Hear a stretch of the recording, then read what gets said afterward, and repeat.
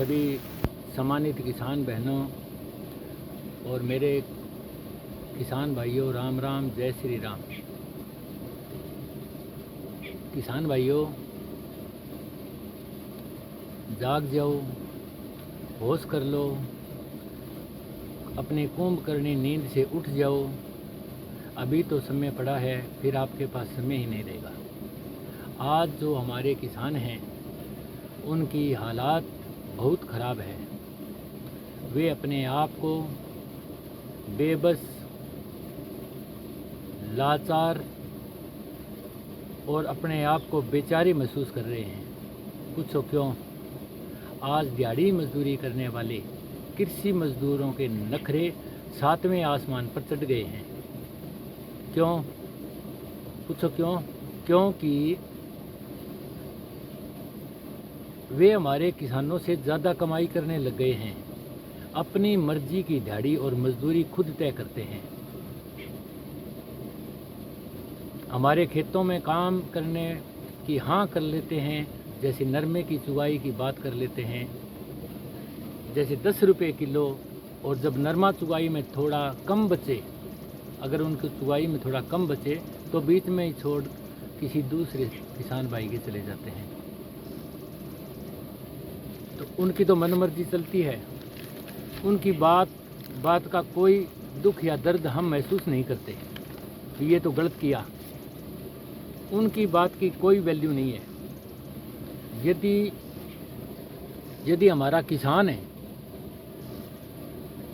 की हुई बात से मुकरे तो हम सब कहते हैं लानत है हमारे किसान को। मज़दूर लोग तो बेशर्मी के साथ बेइज्जती करते ही हैं, और हम किसान लोग भी उन मज़दूरों के साथ पक्ष लेकर के हमारे किसान की ही मान लो दबाने की कोशिश करते हैं भी आप गलत कर रहे हो इनके साथ। पहली बात तो कृषि मजदूर रहे ही नहीं, क्योंकि उनके बच्चों ने व्यापार, कारोबार और उद्योग लगा लिए हैं, या प्राइवेट या सरकारी जॉब में लग गए हैं, या कोई जोड़ा छाप डॉक्टर बन गए हैं, या कोई बिजली का मिस्त्री बन गया है, या कोई टाइलों का मिस्त्री बन गया है। वो अपनी मर्जी से पैसे लेते हैं और वे सारे धनवान हो गए हैं या धनवान होते जा रहे हैं। एकमात्र हमारा किसान सोया हुआ है या बेहोशी में जी रहा है, क्योंकि उसे होश ही नहीं है। अब देखो, नरमे की फसल में गुलाबी सुंडी और प्राकृतिक आपदा से पूरी तरह नरमे की फसल बर्बाद हो गई है। एक भी रुपया नहीं बचना उसमें। घर से जो खर्चा लगा दिया है वो लग चुका है। हमारे किसानों ने उस पर सारा खर्चा कर दिया था और अब उसकी चुगाई करवानी भी बड़ी मुश्किल हो गई है। चुगारों से 3 महीने पहले उनकी चुगाई फाइनल कर दी थी। अब वे 1 या 2 दिन नरमा चुग कर बोल देते हैं कि हमारे कुछ बचता ही नहीं, हम आगे नहीं चुगेंगे। उन सबको अच्छी तरह से मालूम है कि इस किसान के भी कुछ नहीं बच रहा है। बचने की तो दूर की बात, उसे घाटा हुआ है। उसके सिर चढ़े कर्जे में इस फसल में और कर्जा चढ़ गया है। ये उन दिहाड़ी मजदूरों को भी अच्छी तरह से मालूम होता है।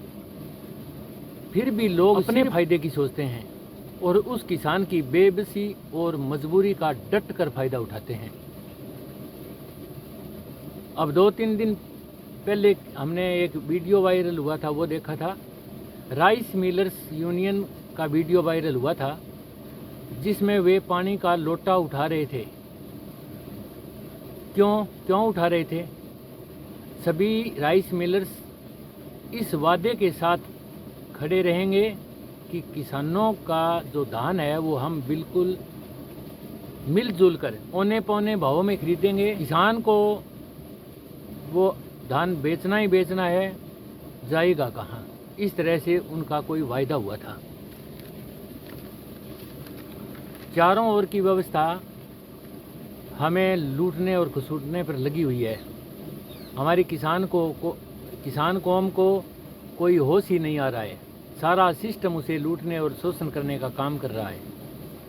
लेकिन मुझे बहुत अफसोस की बात है कि मेरी किसान कौम के किसानों की मति क्यों मारी गई है। वो झूठी चौधर और झूठी शान के लिए सब कुछ सह रहे हैं और अपनी आने वाली पीढ़ियों के पैर काट रहे हैं।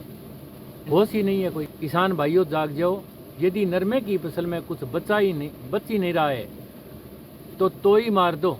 इससे अच्छा है कि बेबसी और मजबूरी उनके आगे रोने से उसमें तो ही मार दो और अपने आप को जगा लो। यदि पूरे हिंदुस्तान में पूरी ईमानदारी और तन मन धन से सिर्फ 5 जागरूक किसान मेरा साथ दे दें तो मैं इस कुव्यवस्था का तख्ता पलट दूंगा, मैं अपना त्याग कर दूंगा, कोई परेशानी नहीं है। अगर मेरी जान भी जाए इस सिस्टम में तो मैं अपनी जान की कुर्बानी दे दूंगा। भगत सिंह जी हमारे देश के लिए अपनी कुर्बानी दे के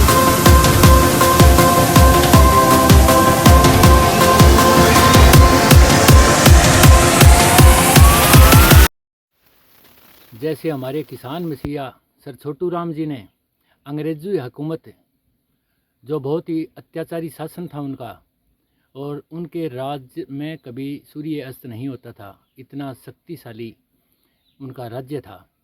उस अंग्रेजी हुकूमत को भी घुटनों के बल बिठा दिया था। जो गेहूं उस समय 5 रुपये का भाव था, उस गेहूं की कीमत बढ़ाने के लिए सर छोटू राम जी ने अंग्रेजी हुकूमत को, अंग्रेजी सरकार को कहा था कि इनकी कीमत बढ़ाओ, ये किसान बहुत दुखी हैं, तकलीफ़ में हैं। तो अंग्रेजी हुकूमत ने स्पष्ट इनकार कर दिया था कि हम गेहूं का भाव और नहीं बढ़ा सकते।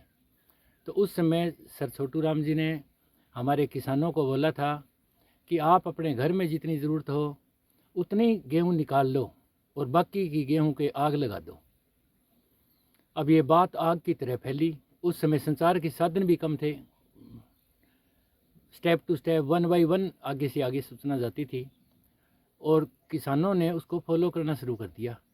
अंग्रेजी हुकूमत घबरा गई और घुटनों के बल टिक करके सर छोटू राम जी से बोले कि हमने आपके कहे अनुसार 10 रुपये का भाव कर दिया।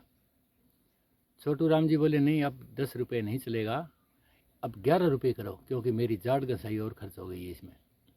तो उन्होंने 11 रुपये किया था उस समय अंग्रेजी हुकूमत ने। उस समय हमारे किसान भाई जिंदा थे, वो बात को समझते थे और मानते थे, और हमारे नेता की भी बात मानते थे, क्योंकि नेता भी सच्चे किसान नेता थे, पूर्ण ईमानदार। वो बिकाऊ माल नहीं थे, वो सिर्फ अपना घर भरने के लिए नेतागिरी नहीं करते थे जैसा कि आज के माहौल में चल रहा है। केवल मात्र अपना घर भरने के लिए झूठ पे झूठ बोले जाते हैं। आज हमारी कौम को किसी भी नेता पर आत्मा से भरोसा नहीं होता, इसलिए हमारे संगठनों पर हमारे किसान भाई भरोसा नहीं करते और हमारी किसान एकता पर भरोसा नहीं करते। इसलिए हम किसानों की बड़ा संगठन नहीं बन पा रहा है, भरोसा नहीं हो रहा है। यही कारण है कि किसानों का जो मजबूत संगठन होना चाहिए वो नहीं हो रहा है। तो किसान भाइयों, मैं अपने तन मन और धन से कहता हूँ, ना तो राजनीति करूँगा और पूर्ण ईमानदारी से अपनी कौम को कामयाबी और सफलता तक ले जाने में मैं अपना पूरा जीवन अपनी किसान कौम को देता हूँ। इसके लिए आप सभी साथियों की ज़रूरत है, क्योंकि हम जो विचार रखते हैं वो विचार किसी के पास जाएंगे तो वो सुनेंगे। इसलिए आप सभी को हाथ जोड़कर विनती करता हूँ कि अपने अन्नदाता आर्थिक आज़ादी के वीडियोज़ को आप शेयर करो, कमेंट करो, लाइक करो, ताकि ज़्यादा से ज़्यादा प्रचार प्रसार हो सके और हमें हमारी कौम में से मजबूत साथी, ईमानदार साथी और इज्जतदार साथी जो हमारी कौम को बहुत ऊंचाइयों पर ले जा सकते हैं वो हमें मिल सकें। वीडियो काफ़ी लंबा हो गया है। आप सभी दोस्तों को राम राम, जय श्री राम। धरती माता की जय, अन्नदाता की जय, भगवान विष्णु जी की जय, किसान मसीहा सर छोटू राम जी की जय। विष्णु विष्णु हर रे प्राणी, विष्णु विष्णु हर रे प्राणी।